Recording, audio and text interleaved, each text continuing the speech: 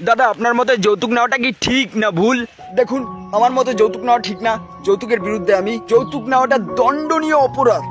কিন্তু হ্যাঁ, যদি আমার শ্বশুর মশাই একটা দামি খাট দেয় তো সেটাই কে ঘুমাবে? তার মেয়ে। আমার কি, আমি তো শুধু করব।